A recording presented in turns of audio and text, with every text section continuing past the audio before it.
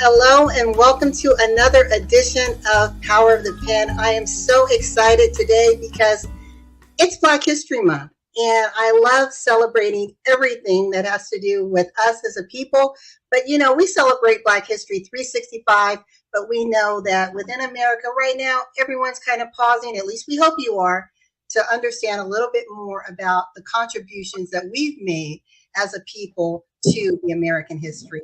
And I'm so excited and delighted to have none other than the amazing Poet Laureate, Mr. Hank Stewart, joining us today.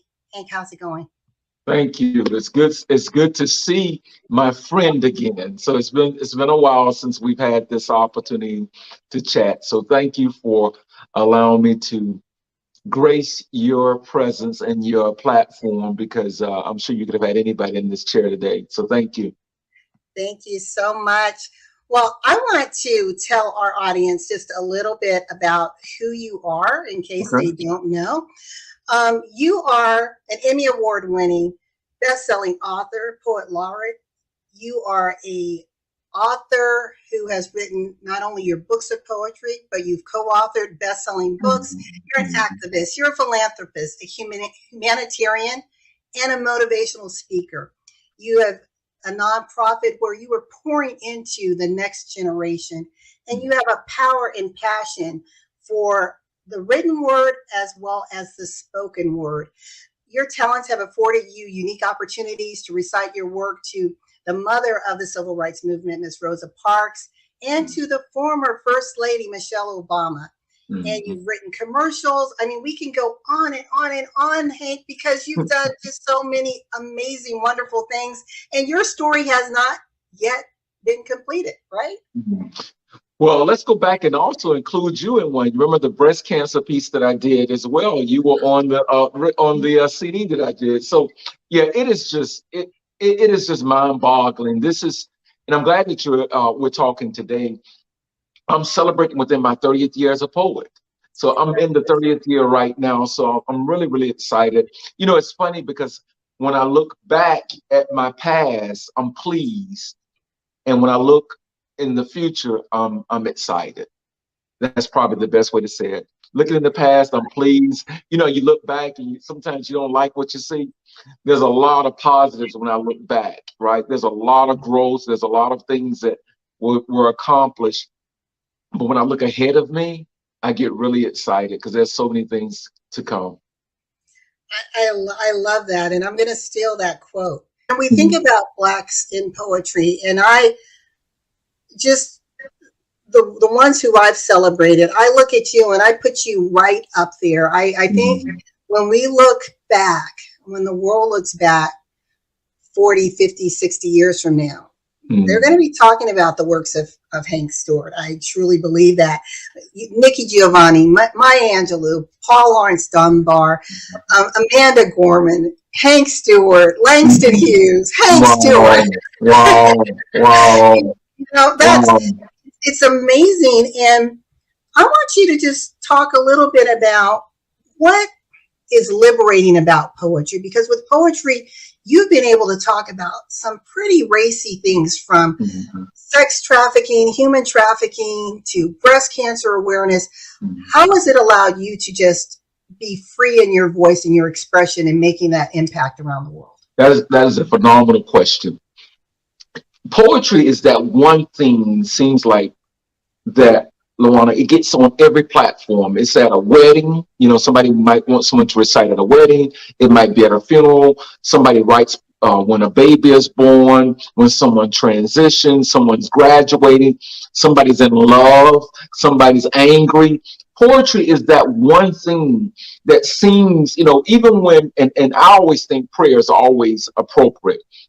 But there are places where people say prayer is inappropriate, but poetry is, So it has an opportunity to find platforms that, that just a lot of things won't.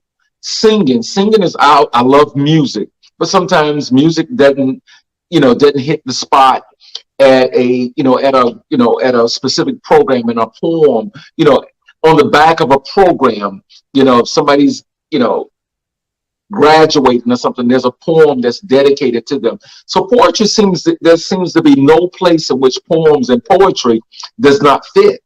And so that's the beauty in it. When I talk to a lot of my mentees, and they said they got, they have these mental blocks, and they have writer's blocks and all of that. They can't write, and I'm like, woo. Because for me, there's so much to always write about. I mean, love, spirituality, historical. We're in some interesting times right now, and there's a lot of subject matters to address and to talk about and to document these times. One of the things that I love about Marvin Gaye, he documented with, hey, what's going on, brother. His songs were documentary. And so. Poetry has an opportunity to do the same thing. Langston Hughes, Maya Angelou, we're still reciting Maya Angelou's poems, and Nikki Giovanni, Ego Tripping, and we still sing James Weldon Johnson, the National Negro Anthem. Poetry has a way of fitting in every platform. I totally agree, and the one thing when you were sharing the different platforms, it seems like there's like this collective unity of emotions when you're listening to that person reciting. It's when you're reading, right? The words are flat, and we tap into the feeling of the writer. But when we are perhaps even reading it, but then hearing it, and I'm going to ask you, if you can, please, before we end, recite a little bit of one of your poems, just so individuals can get what we're talking about, because it has a way of just, I don't know, it's like almost connecting you with the voice. Does that make sense? Meaning the listener, it's connecting me with you. Well, one of the things that I've always tried to do was to write pieces that are not time sensitive. Right? Because, so many pieces that you hear in poems, you knew they were written in the 60s. Now, we just talked about Maya Angelou, A Phenomenal Woman. That poem is transcend time. Marvin Gaye, Hey, What's Going On, is transcend time. But a lot of pieces we read, we can tell which era they were written in. And so when you get an opportunity, I try to write in a way, LaWanna, that it's not time sensitive. It cannot document. It fits the moment. And so when you're looking at a specific gift to give to a girlfriend, one of your closest friends, you say, oh, you know what, Hank, I want this poem, I want to give this to my girl. She's truly it. I've had guys, I've had female friends of mine come, and it's really funny. So a guy was trying to mac and said, look, I read this poem, and I think this poem is you, and give them one of the poems that I've written, and they laugh because they know me. As a matter of fact, like you, I might have read them the poem when I was writing the piece. Remember a lot of the pieces that I would sample off of y'all. And so, so it's really trying to write in a way that every person feels like that poem is written specifically for me or for somebody that I know. And when you can connect like that with your audience, then you have longevity. When you can write in a way that children and seniors can come and listen to your poems, and everybody in between, like the Christmas songs from 8 to 92, when everybody can come in the room and feel themselves in the work that you're reciting, then I think you have an opportunity, or your work out with you. Right. Yeah, that's powerful, because as you said, you're reciting something, but it's the ears that are listening are multi-generational, and everyone can see themselves in that. And I think for us as a people, we have been, and still are in many cases, invisible, right? But this almost demands us to be seen and heard, perhaps heard first, then seen second, because whether it's through the pains of our travels, whether it's through reflecting on history, like you said, sharing that love story. And I want to talk a little bit about that, because we know that as a people, we have been challenged with Black love, from slavery, families ripped apart. And even when you're looking at the media, Black love was never really celebrated. But in your poetry, you not only give honor and celebration to the woman, but honor and celebration to relationships. Can you talk a little bit about that? Well, love, I mean, for God so loved the world that he gave his only, I mean, love has been around for forever, right? And so, I'm often sad when I hear somebody say they've never been in love or they don't want to love again, because that's one of the most beautiful things that you could ever experience, is to love, not first love self, right? Today is day 1,861 straight workout days for me, right? I started working out December the 30th, 2016. Haven't missed a day since then. That's love. I mean, I love myself enough to try to be as healthy and as good and as I can possibly be. And so it starts with yourself. I don't ever want to make someone happy. I want to add to someone's happiness. That's too much. It's too much pressure to make LaWanna happy, but it's easier to add to her already happiness, and her already happiness comes with her loving herself, right? And so I think when we start to bottle it in that fashion, and when we start to really package it as you love yourself first, and then I work out and I'm listening to Instagram, and one of the things that I heard, and I can't remember, I don't know where it originated because I've heard it so many times from different people. They said, I woke up and I love myself the first today, so your love is extra. You know what I mean? And that's powerful. That is so powerful. I woke up and I love myself first, so your love is extra. What you give me is extra. It's not, so it's on top of me loving myself. And I think when we do that, and when you start to love yourself and somebody else love themselves, and y'all bring that love together, oh my God, you just gave me another poem. I mean, can you imagine if you love yourself so much, and I love myself so much, and then I love you so much to try to make you happy, and you love so much to try to make me happy, and you're bringing that together? That's poetic in itself. You don't need any words, and people can feel that. And I think that's one of the things that I love about looking at love, is when you see two authentic people who, like your parents, who they love each other and they like each other, they like being in each other's space. And so that is very important. And I don't want to be in a relationship that I just love somebody and don't like them. I like them and don't love them. I want both.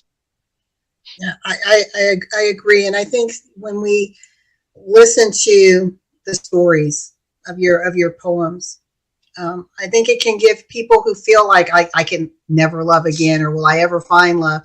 It gives them a sense of hope. But you said something so critical. We have to first start with ourselves, loving God first. I'm a believer. But then being able to love yourself, because how do you extend out if you can't love you? Right?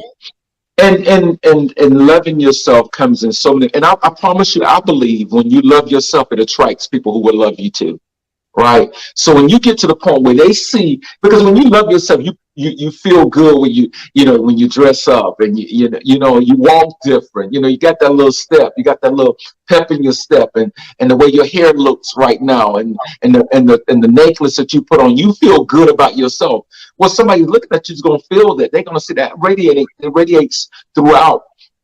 And so I think it attracts. I think when somebody's not comfortable and don't love themselves, people can see that. And a lot of times it's preyed upon, and that's what we see. And you talked about some of my poetry being, gearing towards sex trafficking and all that. And that's when we see young ladies and young men pulled into a community that they didn't bargain for, and that's because somebody saw that they had low self-esteem and didn't particularly love themselves, and they preyed on that. They played on it and they preyed on it, right? And that's how they pulled them in. And so when somebody knows when you see somebody, I won't even approach you, LaWanna, with some crap, because I know how much you love and you care about yourself, right? There are certain things I won't even approach in our conversation. There's a way I wouldn't even approach you. I wouldn't say certain things. I know who I'm dealing with, and I know how much she loves herself first. And so I won't use certain language around it because you don't condone it, right? So when you set the standard to how people treat you, woo, it's a beautiful thing. It's a beautiful thing. And you've set that standard. And the women that you're around, your mom has set it in you. And the women that you're around, and you do it with your niece, right? When you set a standard of loving yourself and how and what you will and will not accept, that's a game changer. Yeah, that's powerful. Speaking of mothers, I know one of your biggest influencers and guides was your mom. So can you tell how you even reflect on her and her teachings to help inspire you to continue to write and share your poems? So my mom transitioned this past December, Christmas Day. My mom was 93 years young, and it was such a blessing, right? My mom was 93 years young, would have been 94 on the 20th of January. And she thought enough to stay around until Christmas morning. She thought enough to bless us, and she transitioned in her sleep. She was not sick. We were not running her back and forth to the doctor. My mom was doing crossword puzzles without glasses 2 weeks before she transitioned. Right, body just gave out on just natural causes. Right. My mom never said anything. You're gonna like this. My mom never said anything that made me want to write poetry. My mom always did things that made me want to write about women. My mom was the example, right? She was an example. I never heard my mom use a day of profanity, right? Always my mom would take 2 or 3 eggs and feed 5 and 6 people, right? My mom, it was crazy because when my mom transitioned, there were young people, friends of mine when we grew up together. One young man said, "Your mom took me to my very first vacation Bible school." Another young lady said, "It's because your mom, she took us to church." So my mom never said anything. She just always did it. Right? She was the example. I always say, I don't want to hear, LaWanna, I don't want to hear another sermon. I want to see a sermon. And my mom was the sermon. I didn't have to hear it. I saw it. Prayer is always the first thing we do because my mom prayed about everything. She was like, "Okay, let's pray." I remember I was moving to Atlanta, driving here in an old red Volkswagen Bug and a 72 Bug, right? And that morning when I got up and I was driving to Atlanta, she says, "Let's pray." She prayed about everything. So again, she never encouraged me, verbally, of what to write about. I just saw her life, and she was infused in all of my pieces. When I wrote It, Beautiful, Big Mama, all these pieces that you might, Diva, all these pieces that Black men are the luckiest in the world. My mom has a line in there somewhere.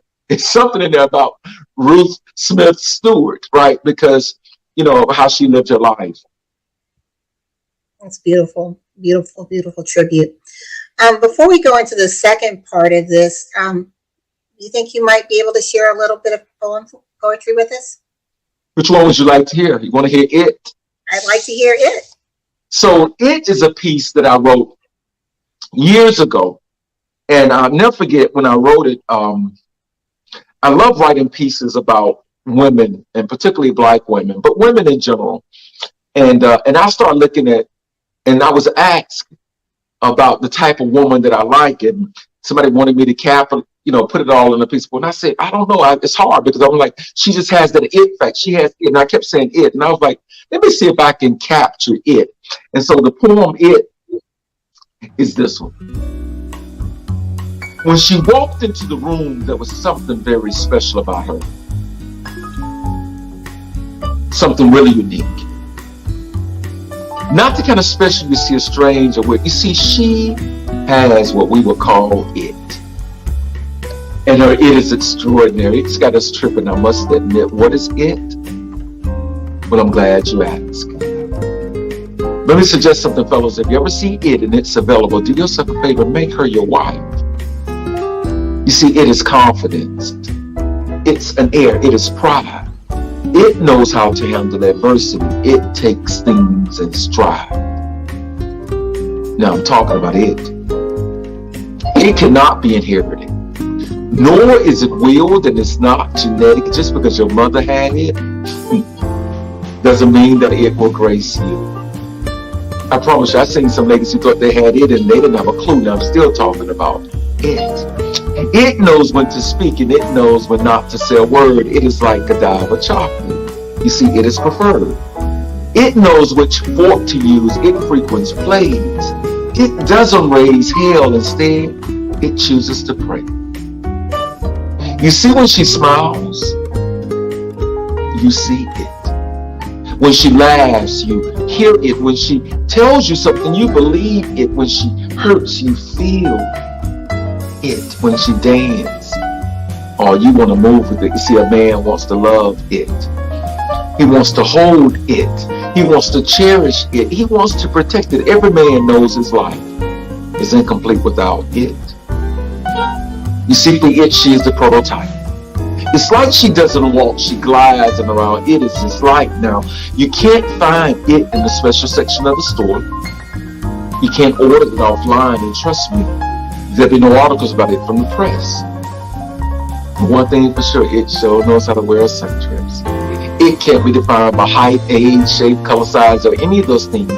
It could be single, divorce. It might be wearing a ring. You see, it is all or none.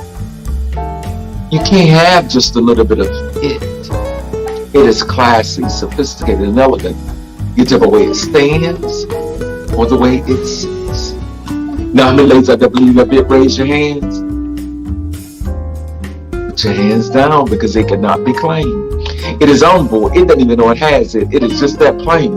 Now, there's no classes seminar you can take for it, and you can't study it in the manual. It is not a membership-based club. You can't pledge for it. And there's no fees to be renewed annually. It is a lot of things. But it gives more than it takes. For all that it is, one thing, you can't fake it. The poem is entitled It. I love it. That was one of my most favorite poems by you. I love that piece. I love that piece. Love it. And to our listening audience, we're here with Poet Laureate Hank Stewart. He's an Emmy Award Winning poet as well. I failed to mention that. And he just recited one of his many, many poems entitled It.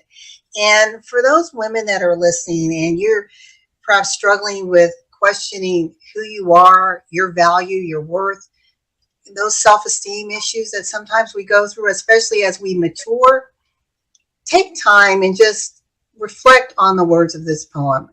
Let them wash over you, and just know that you are worthy, you are deserving, and you are enough. And it starts with self-love, and you'll attract all that you want, right? And you attract the right of what you want, because we, how we dress, what we say, where we go attracts. It tells us what we're looking for, so it attracts what you want. You're exactly right, LaWanna. And I just, again, I want to give you a shout out, and I really do, because you're one of my sheroes too, and I see you and how you maneuver, how you move quietly, methodically, strategically, in your moves and your ability to want to leave an impact, and not only do you do it, but you leave crumbs behind you so somebody can follow, and that's very powerful. And I think one of my mantras is, and it's my motto, and I'm loving it. It says, "It's my time, it's my turn. But if I don't do my part, it's gonna be my fault. It's my time, and it's my turn. If I don't do my part, it's my fault." I'm gonna say it one more time. When I was a little boy during Christmas time, I knew how good my mom and my dad's money was by if my brother and I had our own bicycles, or we had to share a bicycle that year. And so the years we had to share a bicycle, my brother would ride up and down the street, and I say, "It's my time," and I ride up and down a little bit, and he says, "It's my turn." And so when I look at Dr. Joseph Eccles Lowry and Reverend Cameron Madison Alexander and Miss Rita Samuels and so many civil rights, Dr. C.T. Vivian, Congressman John Lewis, Reverend James Orange, Miss Abernathy, and Miss Lowry, and so many other people, Miss Rosa Parks, Amelia Boynton, so many people put their lives on the line and did so much. They did it when it was their time and their turn. And so it's our time now, LaWanna. And if we don't do it, it's going to be our fault. We have to leave something for your nieces and nephews that I know you love so much. And so when I'm out here grinding from the civil rights community and fight, it's because of young people that I'm thinking we got to set the table as much as we can for them. A lot of times white kids are born on third base and they think they hit a triple. Our kids have to come out of the dugout and they've already got 2 strikes on them. So how do we prepare them to have the best life that they could possibly have. You just recited the it factor, and you also, I mean, with everything that you're doing, I don't know how you find time, but now you have your own TV show called The It Factor. Mm-hmm. You want to tell us a little bit about that and what you're doing and what you have planned for 2022? So The It Factor is a piece that AIB, a station here in Atlanta, piloted. They wanted me to come in and do something with them. And so we are in our 5th season of doing a show that is loosely based off of the poem that I just read to you. And so we've had some phenomenal guests from the late Tommy Ford to Dr. Janetta B. Cole, the former president of Spelman and Benedict College. We've had the national president of Delta Sigma Theta, Tommy Dortch, the national president of the 100 Black Men. And, but we've had some musicians, Glenn Jones and all these folk. And I've had Judge Hatchett and Judge Penny. And I've had some young people that I've interviewed. And so really what I do is I look for those people who I see that there's something special in their eyes, right? There's something special about their walk, right? And Benjamin Mays says, I only have a minute, only 60 seconds in it. Forced upon me, can't refuse it, didn't seek it, didn't choose it, but it's up to me to use it. I must suffer if I abuse it, give account if I lose it, just a tiny little minute, but all eternity is wrapped up in it. So I bring on people who know how to use their minutes, right? Who use their minutes wisely, who use their minutes to give, and who use their minutes to serve. Dr. King says, if you want to be important, wonderful. If you want to be great, wonderful. If you want to be recognized, wonderful, but recognize he or she who's greatest among you should be a servant. I recognize people who serve, right? Who give, right? And so those are the things that makes you have that it factor.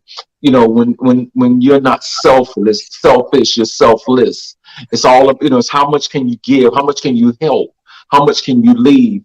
And so it's such a beautiful thing when we as a people, and when I say people, I'm not talking about African Americans. I'm talking about as a conscious people.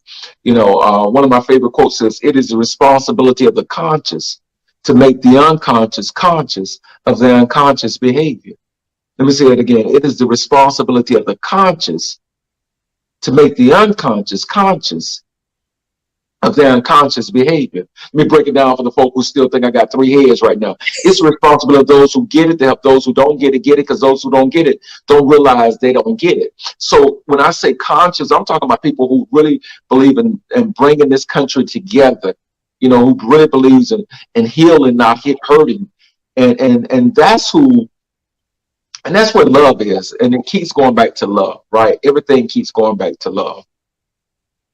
Yeah, that's beautiful. And in what you said, you're looking at, and I believe I read in your bio that you are I think you said a servant to humanity. Mm-hmm. And it's, yes, we are people and we have our challenges and we're still fighting systems and unconscious biases and all that. We get that. But there's a greater work that's being done. Mm-hmm. And I believe that you, Hank, are one of those trailblazers. You're helping the next generation, and I'd like you to talk a little bit about that in your foundation that you've developed. But you're also a banner waver. I mean, there's some profound and provocative things that you are translating through poetry that, if anyone just heeds it and leans in, they're going to be compelled to act, compelled to do something about, especially those causes: sex trafficking, human trafficking, domestic violence, breast cancer awareness. I mean, we can rally around this in our own lanes and make a ripple around the world to create that sustainable change. And speaking of that, and speaking of your legacy, can you tell us a little bit about the Stuart Foundation and what you hope to achieve when you look back on the great work that your foundation is doing?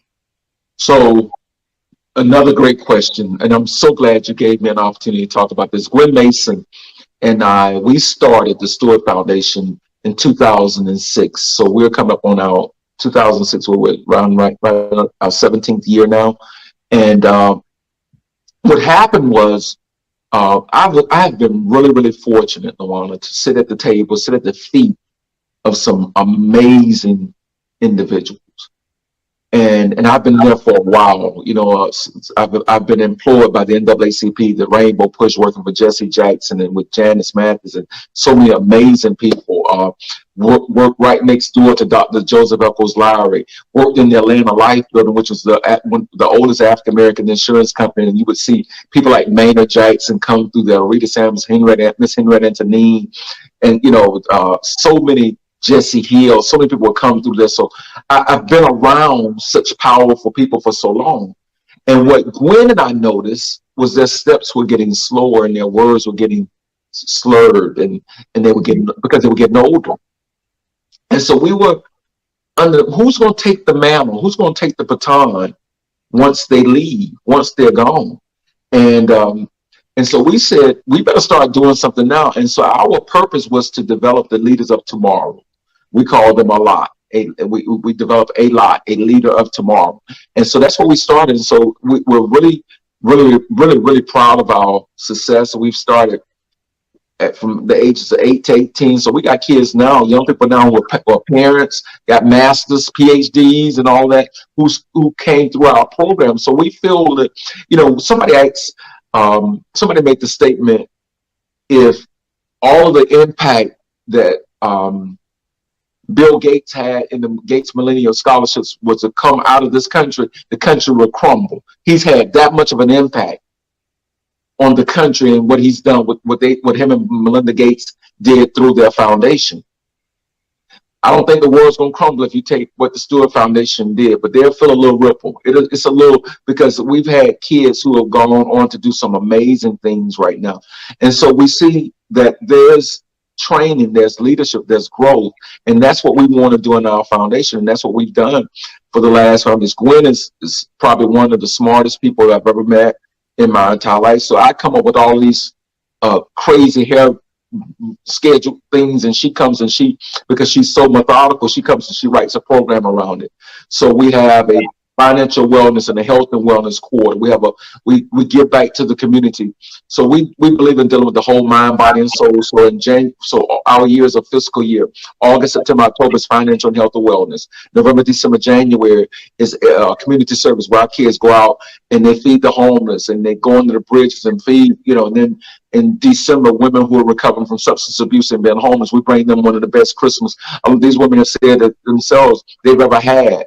We give them clothing for at least 3 weeks worth of professional work clothing, hats and shoes and purses, and they get a complete makeover. We get their Christmas wish and give them everything on their Christmas wish. We give the agency everything the agency needs to get them to the next year when we come back, and we've done that for 13 years. And then we give them an opportunity to walk the runway to This Girl Is on Fire. So, just the energy and just the love that they feel in the room in January. And we haven't done these 2 things. Well, we haven't done this thing in the last 2 years because of COVID, but we went to the senior citizens and our kids would interview them. There's an African-American quote that says, when an elder dies, a library just burnt down. When an elder dies, a library just burned down. And that's why we tried to document my mom, even my mom at 93, getting as much as we could from her, because she was a library of our family history. So my cousins put out, but we do that in the foundation. So our kids go in and interview seniors and speak and sit down and talk with them. February, March, and April will be we're in our educational quarter, Black History, Women's History in March. We have one of the largest career days in the country. We bring in anywhere between 150 to 200 speakers. I sit on Workforce Development Board, so we bring in jobs for the young people and their parents. May, June, and July is our social quarter. We have an anti-bullying workshop, networking, and our kids have an etiquette workshop, and they have their own white linen. We give them about a $5,000, $10,000 budget. They put their own white linen, and they recognize their peers, and we give the seniors everything they need to start college. So our kids going to college gets a Foot Locker full of bedding, school supplies, clocks, lamps, printers, a laptop, everything they need to start school, and we give them a little cash for the books. So I sit on several boards. One board is called the Galt. It used to be the National Juvenile Defender Center. Now it's the Galt Center. And it's to make sure that every child that goes before the juvenile court system has fair and competent representation. So I sit on that board. I chair the economic piece for the workforce development. I sit on Maynard Jackson's old board. His former wife and son actually sit on American Voters League board, the Rainbow Push board, and the Stuart Foundation. So it's like I just want to get it done, right? And it's time management. It's getting it done, making an impact, and moving to the next thing. I love that. And I was listening to just the thread of the story that, and when we look back at our lives and we are really tapped into our purpose and being intentional in why we are here, not just occupying space, we can see little threads. They may not be a linear line, we may be zigzagging, but there's connections to get us to where we are today. And you, throughout the years, like you said, you were at the feet of giants, and I've had the opportunity too. In fact, I remember the first time that I met Jesse Jackson. It was my junior year of college, and I had to pick him up from the airport because I was on the speakers bureau. And you know, at that age, you think you know everything about everything, right? Mm-hmm. and not really respecting the walk, you know, because I know, you know, I'm this little rebel in college, and had the opportunity as an adult and more mature to be around him again. And it's so interesting that at different phases of your life, the impressions of our I want to call them our forefathers, the giants, the elders, mm-hmm. take on a different note. And what you did, you saw. God gave you vision to see, okay, their journey is about to end. Mm-hmm. Their legacy doesn't stop, but this journey, someone else has to pick it up. And you were willing to grab the baton and say, I'm the one. You and other people around the world are doing this and pouring in such a unique and special way to the next generation. Mm-hmm. Like you said, who are now, some of your kids have kids of their own and are making impact. So this goes back to celebrating the voice. That's power in how we exercise our voice, how we bring about change, whether it's through written word, spoken word, poetry, music. It's about creating that conversation and shifting the narrative and creating hope. And that's what I see. I see you as a beacon of hope. And I appreciate that. I think, you know, I tell my son, you show me who your friends are and I'll show you who you are. And the more you hang out with, you know, my pastor used to always say, who was a huge influence in my life, Reverend Cameron Madison Alexander. He's a part of the ancestors now as well. But when I look back at people who poured in me the most, my grandfather, my sister, you know, my uncles and my aunts, and you know, I've been around some amazing people. I mean, amazing people. And you know, part of my stance, even when I boycott something and on, you know, whatever, fighting, standing against this, advocating on voter registration, voter education, you know, my thing is I got to do this, because if I don't, then they invested in the wrong person. If I don't take a stance when nobody else is standing, you know, like a lot of people was upset with Dr. Lowry when he spoke at Miss Coretta Scott King's funeral and called out Bush about weapons of mass destruction, and they thought it was an inappropriate time, right? And but because I was in that circle and that clique, we had an opportunity to find out why he did it, and he did it because he said the world was watching, and we had an opportunity to save some lives by saying that at that moment. He says, let me tell you who else did it. Dr. King did it when he spoke out against the Vietnam War at the bombing of the 4 little girls' sleep. And so you start looking at things like, you're like, okay, wow, you know. So you start getting this training when you look at why we fight so hard for Trayvon Martin, because it's similar. It's too similar to I'm sorry, I just went brain dead. It went to Emmett Till, you know, where he was killed. Or when you look at why you stand and you support a Colin Kaepernick, because it looks like Muhammad Ali when he took a stance again. You know what I mean? So you have to, if you don't understand your history and understand the history, then you're bound to repeat it, right? And so it's not so much that you just hanging in there and want to be radical. No, it's like these dots are connected. Like you said, there's a thread here. And so for me, and I don't push this on nobody, not even on my son. I just try to be the best example I could possibly be in front of him, right? And really all the time. But for me, because the journey that God put me on, it's hard for me to sit there and watch a football game when I see how a man was treated, Colin Kaepernick, for taking a knee for me and my son and for you and your nieces and nephews, right? So, so it's when you've been around a Cameron Madison Alexander, when you've been around a Dr. C.T. Vivian, a Congressman John Lewis, right? When you've been around a Rita Samuels or Miss Evelyn Lowry, when you've been around a Barbara Alexander, when you've been, and I'm dropping names because I want people to understand. You heard and you read about Amelia Boynton, and you have another mentor by the name of Dr. Thomas Nathan Tower, who's the very first law professor at Northwestern University, but was a legal mind behind Operation Push. When you're around people like that, Val Archer, Tuskegee Airmen, then how the hell you not stand for something? How do you cannot? It doesn't feel right, LaWanna. Right. It rubs off, and there's a bit of a rebel in you, like John Lewis said. It's about finding that good trouble, right? That good trouble, yeah. And so it's like, okay, and I'm just not that guy. I'm just not that guy who's going to act that way in public when the lights are on, and when the lights off, you do something different. No, it's too complicated. Right, just the lights should always be on in your service and in your giving and in your commitment. Miles Monroe said the greatest tragedy in life is not death, but the greatest tragedy in life is be given life and not know why you're living, not know why I'm living.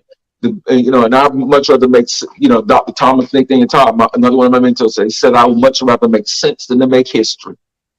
Mm-hmm. I would much rather make sense than to make history. He says there's a whole lot of Negroes making history, but we're still trying to figure out what sense do they make. And so that's me. I just want to make sense. I want to do the right. I want to sleep well at night, right? Because you didn't hurt anybody, not intentionally, but I want to make sense.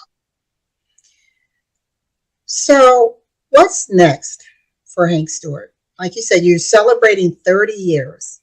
That's amazing. And you're doing what you love. And you're pouring into the next generation. What's next? Well, I have 2 books coming out that I'm working on. What's in the immediate next is I have 2 books. One book is entitled 30 Years of Chocolate, and hopefully it'll be out in the next couple of months. And it's 30 brand new pieces of poetry some have been written that never came out from 30 years ago to the latest piece that I just wrote called I Accept, or That Spring, That Summer. That Saturday, that spring. And so that's one book. The next book that I'm writing, that's already written and in the editing stage, is called I Remember When. And you'll like this one, LaWanna, because I Remember When is 16 stories of people who impact my life. And each story starts out, I remember when, and it talks about my grandfather, it talks about my sister, it talks about, having the opportunity to sit next to Cicely Tyson because I was performing at Yolanda King's funeral, memorial, the whole story of how I got to perform for Michelle Obama for the First Lady's Luncheon, Congressman John Lewis, Ambassador Andrew Young, Dr. Janetta Cole, how the story about Will Downing calling me, asking me, can he recite one of my poems on his CD, Chocolate. So it's some unique stories. So every story starts at I Remember When, and it tells you the story. So it's a bunch of short stories. So I'm excited about that. That's the immediate future. But just continuing to grind, continuing to fight, continue to try to be on the right side of history, on the right side of issues. Praying about that, being on the right side of if you make the right decisions today, you don't have to worry about tomorrow because it will take care of itself. And you don't have to worry about the past because you're on the right side of history.